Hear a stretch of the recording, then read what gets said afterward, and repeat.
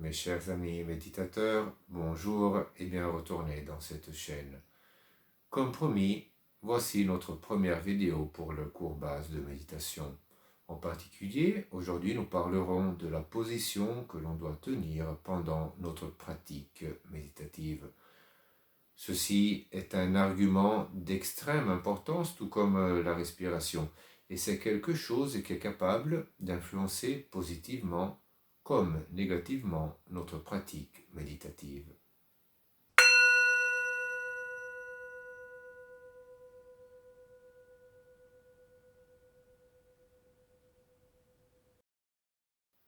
Je voudrais tout de suite te préciser qu'il n'existe pas une position qui soit capable de t'emmener à une illumination plus rapidement d'une autre. Non.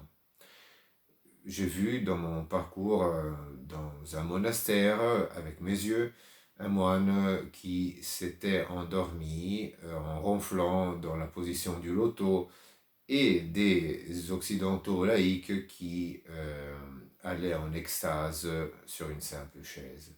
Donc voilà, il faut vraiment se ôter le préjudice selon lequel une tradition, si elle vient d'un lieu qui pour nous semble exotique, et donc que notre ego va étiqueter comme fascinant, soit meilleur, soit plus sacré. Voilà. En réalité, ce que l'on doit chercher, c'est quelque chose qui soit efficace, utile et praticable. Donc, et ceci est vrai pour toutes les choses, mais encore plus pour la méditation. Donc, quand on médite, la première chose que l'on doit voir, c'est que la position que l'on tient soit tout d'abord confortable. Voilà. On ne va pas devenir un héros si on serre les dents en attendant que le temps passe jusqu'au gong final de la méditation. On aura simplement créé de la douleur en nous et donc une stimulation qui va nous ôter du vrai sens pour lequel on médite. Donc, premièrement, être commode.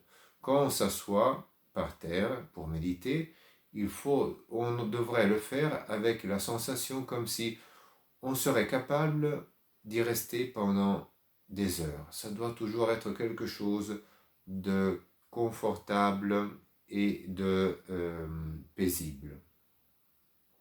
Ça, c'est la première chose. La deuxième chose à considérer, c'est que la position que l'on tient doit nous permettre de bien respirer. Voilà, notre corps doit être naturellement droit, sans forcer pour autant notre musculature. Voilà. Les positions dont je vais te parler sont essentiellement 4.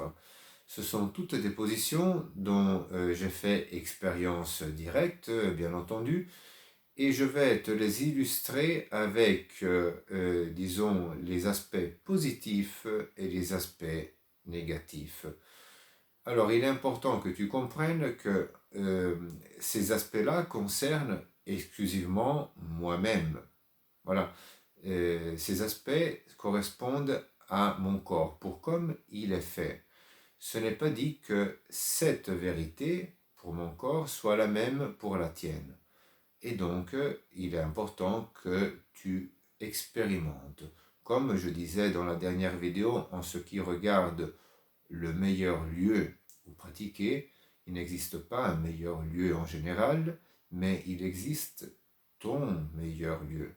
Voilà. Mais pour comprendre quel lieu est-il, ou pour comprendre quelle est la position la plus efficace pour toi-même, tu dois faire tes expériences. Je débuterai avec la position qui est un peu plus connue. C'est celle à jambes croisées, ou bien qui est aussi appelée du loto ou du semi-loto. Face à un inconvénient d'être inconfortable pour l'occidental qui n'a pas l'habitude de s'asseoir avec les jambes croisées, elle offre l'avantage que, en étant les jambes croisées, et là je parle en plus que pratiquant de méditation, aussi en tant que magnétiseur, les énergies qui sont produites par la méditation sont mieux focalisées, elles se concentrent mieux. De plus, on est plus isolé par rapport aux possibles énergies qui, de l'extérieur, essayent de rentrer en nous. Tout ça se traduit avec une bonne introspection que cette position est capable de nous donner. La solution la plus douce est la chaise classique. La position est confortable, mais présente l'inconvénient d'avoir le dossier qui, lorsqu'il est utilisé, a tendance à comprimer la partie abdominale et donc à limiter notre respiration. Comme mesure corrective, je recommande de s'asseoir au bout du même ou mieux encore de passer au tabouret. Par contre, aussi dans ce cas, la musculature, en étant en position assise relevée, a tendance à se raidir un peu. D'où mon choix d'utiliser la genouillère la plupart du temps. Je trouvais que c'était, du moins pour moi, le meilleur compromis entre efficacité respiratoire et confort. Le poids du corps est déchargé sur les genoux, qui, à leur tour, peuvent être soutenus par un petit oreiller pour rendre la méditation encore plus agréable. Voilà, dans cette optique, moins on a de stimulation négative ou de stimulation tout court, et plus efficace peut être la méditation. De plus, c'est une position qui, je trouve, peut être immédiatement exploitée sans problème par ceux qui abordent la pratique pour la première fois, ou bien par ceux qui n'ont plus un corps très jeune. La genouillère, en étant un article qui a peu de diffusion, je l'ai fait moi-même. Et je l'ai rendu pliable pour que lorsque je vais faire des retraites spirituelles, je puisse en charger un certain nombre dans le coffre de la voiture sans que ça prenne trop de place. De la même manière, quand tu pars en vacances en emportant cette genouillère, tu peux le faire sans craindre qu'il enlève trop de place à tes bagages.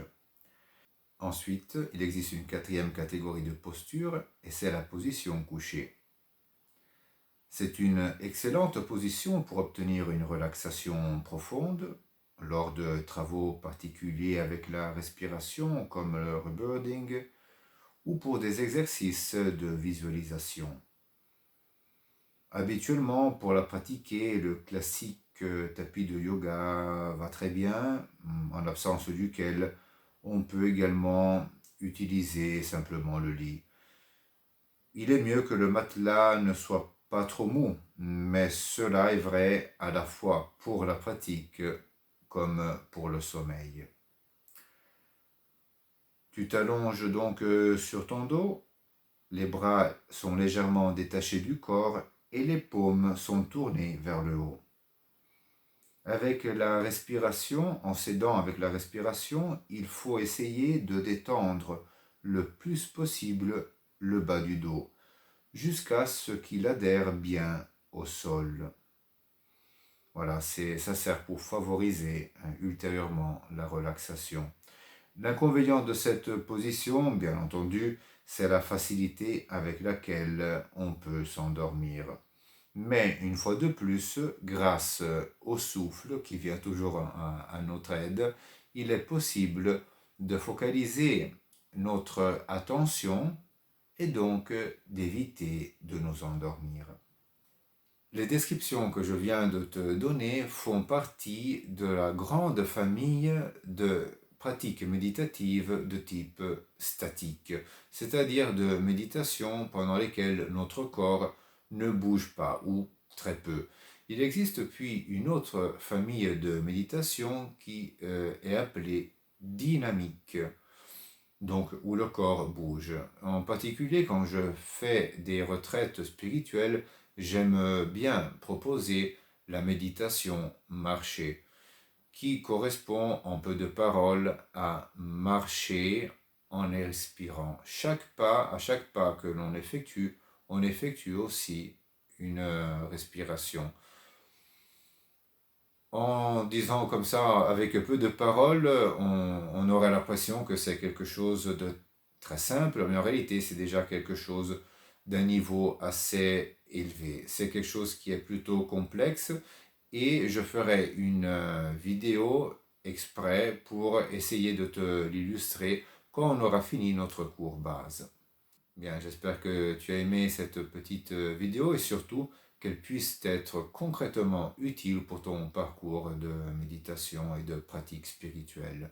Si c'est le cas, je te demande de mettre un petit like et de t'abonner à cette chaîne pour que tu puisses être ajourné au fur et à mesure que je publierai d'autres vidéos. Je te souhaite alors une bonne méditation et à bientôt.